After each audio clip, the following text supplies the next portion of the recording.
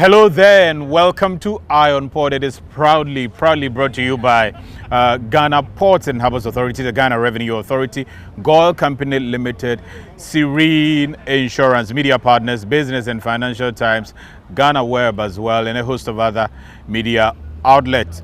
Folks, this week we are bringing back our subject of salvaged vehicles as well as overaged vehicles that the law is stipulating that they should be prevented or prohibited from coming into this country. So we are getting interpretation from customs as well as other institutions that from the 1st of November, salvage vehicles that are accidented, vehicles that are physically damaged like these ones that you can see around here, are not supposed to come into this country. We've been seeking a lot of understanding when it comes to exactly what the law is asking us to do.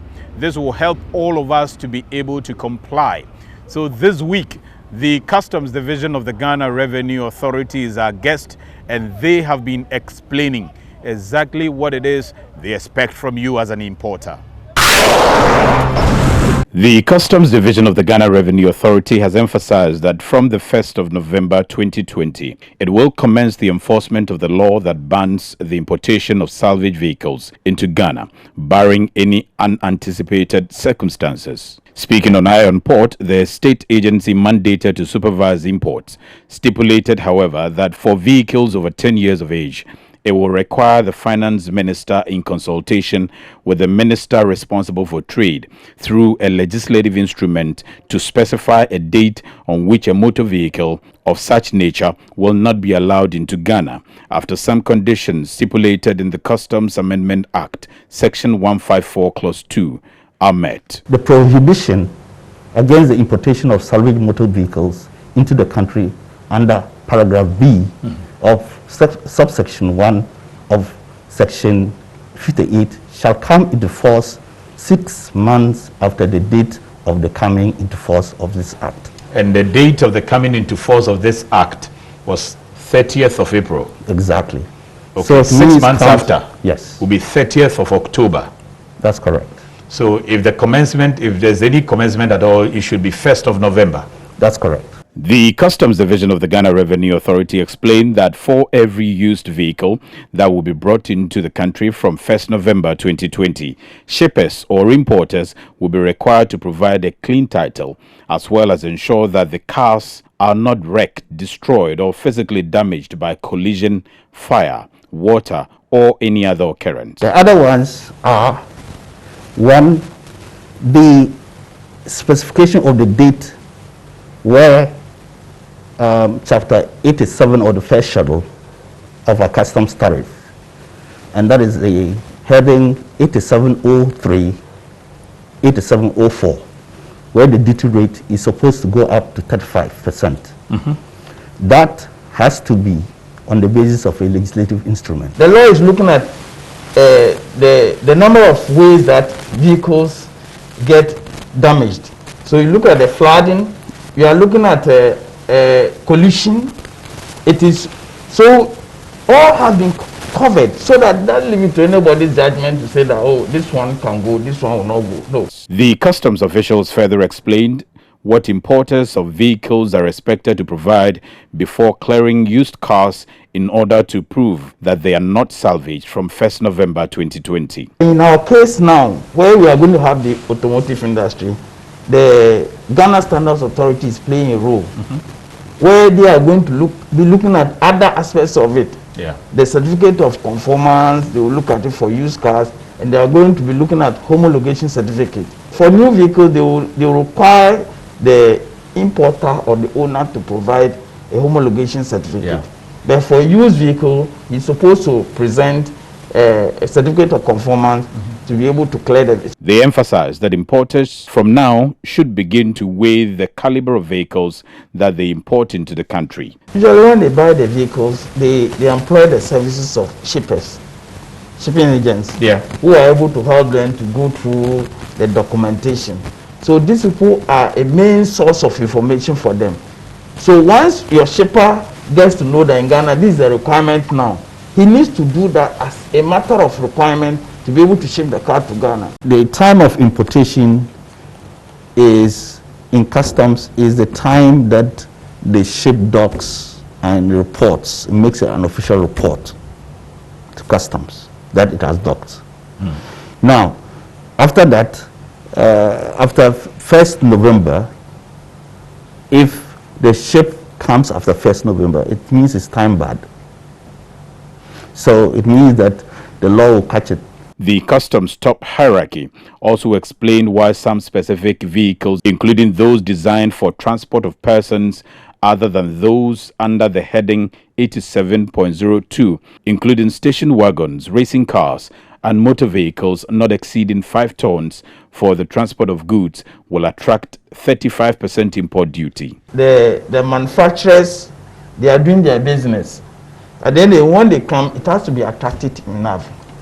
So the government has looked at a lot of parameters as to how to go about it. So if you are allowed to bring in the vehicles, which they think they should be doing at this point, it's not going to help the business aspect of the industry that the government is trying to prop up. Yeah. So that is why some of these conditions have been put in place. Yeah. If you're able to meet them, if you want to still import, you pay the 35%. If not, we have alternatives here for people to buy. You must avert yourself to the intendment of the law. Yeah. The law was to provide incentives for the automotive industry. The local one. Yes, the local one, the assemblers and the manufacturers.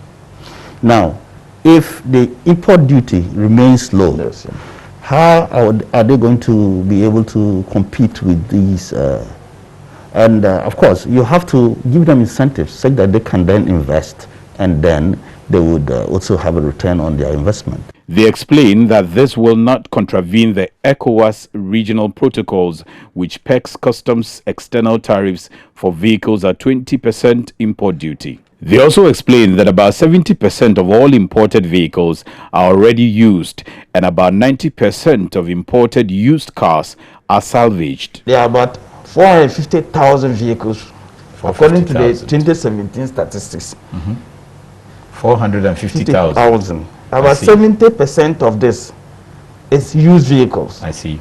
Which is about 315,000 used vehicles. Yes. A majority of this constitute the salvage vehicles. I see. Because a lot of them are coming from the US, Canada, so which are mostly the salvage vehicles. The official said that there are options to place some responsibility on shipping lines to ensure that they don't carry vehicles that do not have the clean titles or are seen to be salvaged. Carriers also have responsibilities. Shipping agents have responsibility to their clients. Now, the laws that are obtained in Ghana, the shipping agent ought to know. Now, when he knows or she knows, she would then advise his client, from 1st November, you cannot ship salvage vehicles to Ghana. Into Ghana. And then the carrier too would be seized with that information. Once you are seized with that information, it is incumbent on you not to bring the cargo. Once you bring the cargo on you, then you'll be liable. If you look at it, it's talking about physical damage, which is visible. So once there is physical damage, the person presents his documents and he doesn't have a clean title, he holds a salvage title. I don't think the shipping line, the shipper himself should be able to it shouldn't be possible for him to process it. They said though the Ministry of Trade has done some analysis on the impact of the policy on customs revenue among others, they believe that the overall effect on the national economy far outweighs the sacrifice. The policy itself, the benefits that in the long term that would accrue to the entire state would be far greater than the revenue that we are going to earn. Just lose in the interim. Yes. And it's just not salvage vehicles, as you have heard the honorable members speak about, also are responsible for some of the accidents that we see on our roads. We raise some of these concerns that when they are seized, what happens? Yeah. We still auction them, which is low. It's an issue that the Ministry of Trade knows. and it will be handled. They are not vehicles that will also be given out to people to use. According to the officers, government is firm on implementing this particular ban on salvage vehicles and therefore hope that the public will be able to start observing the need to avoid such vehicles. Even when we banned used fridges, Yes. and then we had to postpone, and then we postponed, and we postponed several times over. I think this time round, it appears that government is firm on this. They had a general advice for the Ghanaian public. Now, anybody who intends to import should be reminded that if the cargo arrives before the 1st November, then he's within time. But if it's after that, then it means time bad. Okay. Now, don't assume that things are going to change. Work on the basis that the law is going to stand. Yeah. And then you will not fall foul of the law. Meanwhile, ever since we started conversation on this particular subject, because we realized that the time is fast approaching, the deadline for the law to actually commence enforcement was fast approaching. So we commenced serious discussion on this subject ever since the members of the Vehicle and Asset Dealers Union of Ghana, they expressed some dissatisfaction. The President of the Republic, Nana Addo Dankwa Akufo-Addo, listened to some of the concerns that were raised, particularly regarding understanding and clarity of some clauses within the law. The President met with the stakeholders, and members of VADUK says they are satisfied with the response from the President.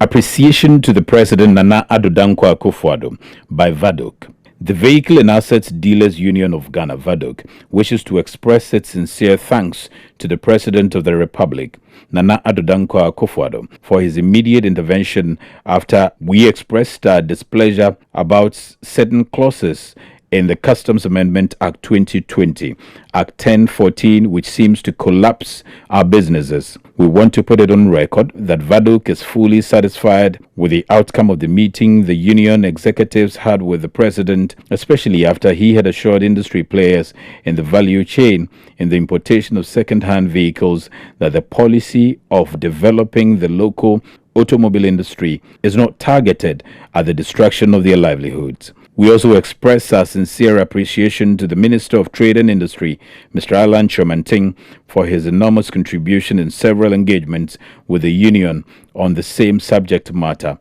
and we hope all discussions will be fruitful for the sustainability of our business as a union. Nonetheless, we also apologize if in the course of deliberations utterances were made against any government official. We are sure to support the government to boost the investment climate of the country and want to reiterate that VADUK is not against the implementation of Ghana Automotive Manufacturing Development Program. It is our hope that the President's directives will be prosecuted immediately to address all concerns. Long live VADUK, long live Ghana. Signed, Bernardine Trakwa, Chairman, VADUK. Iron Pod returns after the break. Stay with us. Every now and again, Goil makes good things happen. This time, Goil has introduced Super XP Ron 95, a higher grade fuel loaded with additives and yet sold at the same price as normal fuel. Goil Super XP Ron 95 enhances engine performance like never before. It maintains the engine by keeping it clean from carbon deposits. Goil Super XP Ron 95 is designed to burn slowly and thus improves fuel economy, making you save money after several kilometers. Goil Super XP Ron 95 gives you a smooth driving experience, that is, less vibrations. Fill up with Goil Super XP Ron 95. Now there's no need to pay more for any higher grade fuel. Goil has that sorted. Goil, good energy. Electricity, pay your taxes. Our taxes, our future. Because you see, without our taxes, we wouldn't have good roads, good schools, better hospitals, street lights, and other very important social amenities. When we pay our taxes, we give our children free and quality education. my money too small. Why should I pay my tax? Look, small. Salifo, it doesn't matter how small or big your business or income is. You still have to pay your taxes. The little taxes from each and every one of us, when put together, could give your community clean water or that deprived school with tables and chairs. Please pay your taxes. It is your responsibility. It is your civic duty. It is the law. Oh, how are you? Hi Yvonne, a few words please. Everyone is talking about the fire at your production house last week. How are you holding up? Has production stalled? No, not at all. My crew and everyone on my set is perfectly fine because I insure with Serene Insurance. As a matter of fact, I've had all my equipment replaced, including the vehicles that were affected. My workers have been sorted out. Even my production downtime has been covered. So it's all good. I have a meeting to attend to, so I have to get going. Sorry about that. Which insurance company did you mention? Serene Insurance, the new face of insurance, a member of First Sky Group. Sa coronavirus yare no yare a sign pa. So obinya bi na se opo wagu so ana se obinti gu so a utumenya yare ni bi.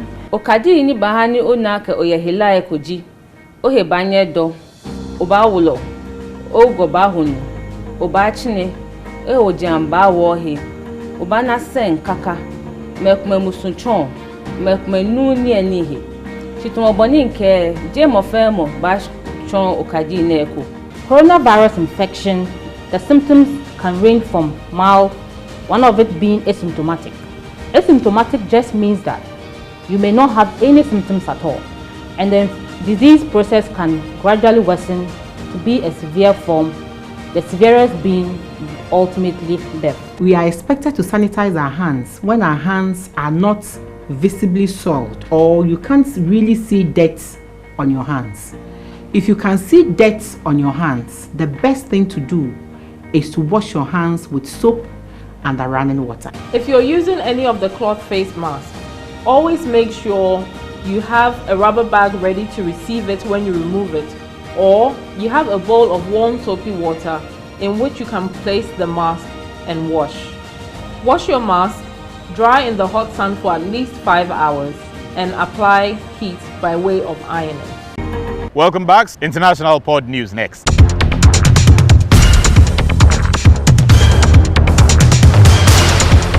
The Philippine Coast Guard has informed that the Ruru passenger ship MV Filipinas Dinagat caught fire 5.5 nautical miles off Binongkalan Point in the evening hours of July 23. At the time of the incident, the 1173 GT ship left Cebu and was en route to Palomton Lade. When the Philippine Coast Guard arrived at the scene, the Philippine-registered RoPax owned by Coca Lion Shipping Lines was already fully engulfed in fire. The crew members were immediately transferred to a motor bunker that transported them to the nearest port for further assistance. Medical assistance was provided to 41 of 45 crew who safely arrived at Danao port. The ship owner confirmed that all the rescued crew members were safe and accounted for, declaring a zero casualty incident. Shipbuilder Hyundai Mipo Dockyard HMD, part of Korea Shipbuilding and Offshore Engineering Company, has received orders for the construction of 4 petrochemical carriers. On July 21, HMD said it inked an equivalent of $72.6 million deal with an undisclosed Asian ship owner for 2 petrochemical tankers. The contract also includes 2 options. HMD reported in a stock exchange filing that the ships are expected to be delivered by 30th September 2021. Yonhap News Agency reports that the 50,000-ton ships will feature a length of 183 meters and a width of 32.2 meters. The construction is expected to start in November 2020. HMD further announced on Monday, 20th July, a contract worth an equivalent of $71.9 million for 2 petrochemical product tankers.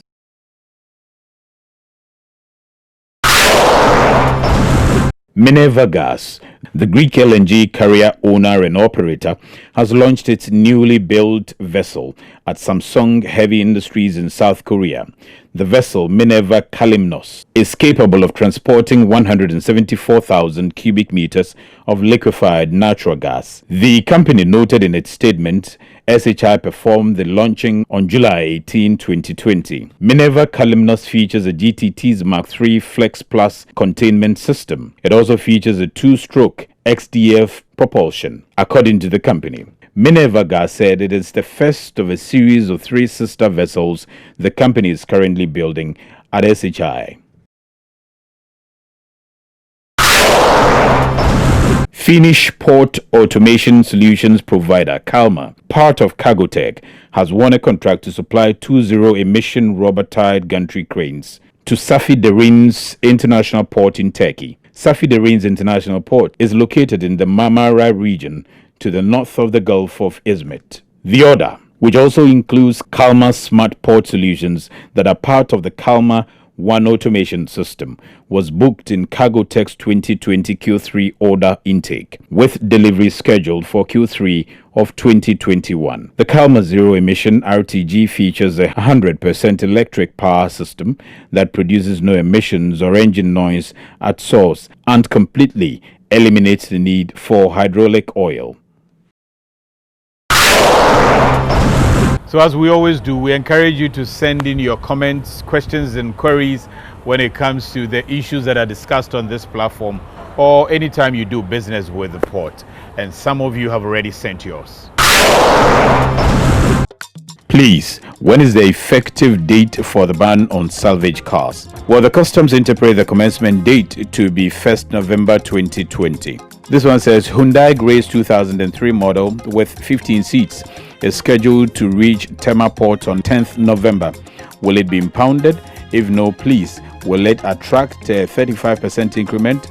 Well, from the interpretation of the Act by Customs, if your Hyundai Grace is accidented or falls under the definition of salvaged according to the law, it will be seized when it arrives any day starting 1st November. But vehicles attracting 35% import duty are those, according to the law, are motor cars and motor vehicles principally designed for the transport of persons, including station wagons and racing cars. Ohima from Tema says, this is the most educative program on trade and industry so far. But my question is, will vehicles that get damaged in the course of transit that is en route as a result has a clean title be affected by the law? Well, Ohima, Customs says the imported car must not be salvaged and must have clean title. So if it has clean title and is accidented, it still hasn't qualified to be cleared into Ghana according to the law. Kwame says, I want to know, should your ship arrive on 31st October and awaiting your car to be cleared, will the ban affect the car? Kwame, Customs says they will use the arrival date of the vehicle to determine whether the vehicle ought to be allowed entry into Ghana. Chris from Tema said, shouldn't the Ghanaian have options as to what he or she can purchase based on taste and ability? Well, Chris, Customs says the state also has the responsibility of protecting the overall interest of the nation, not just for now, but also for the future, and not for one person, but for all citizens. Ruby from Tema says you may ship your vehicles in July and your vessels might delay to October. They should consider shipment date instead of arrival date. Well, Ruby, Customs says that is why you should start avoiding shipment of such salvage vehicles from now.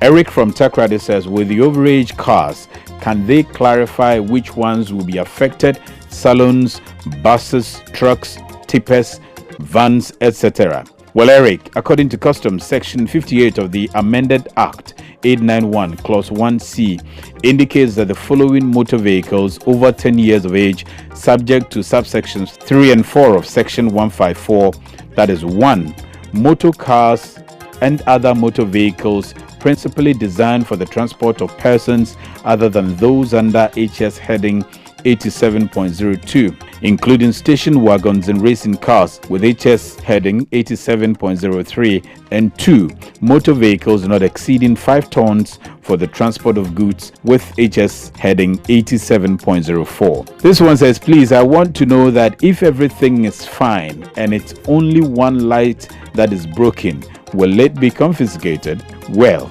Please, Customs says it should not be physically damaged and it must have a clean title. Boatin Sadat from East Legon says, what about big trucks and buses? Example, Kia Reno, Hyundai Mighty, Hyundai County buses, Hyundai Grace, etc.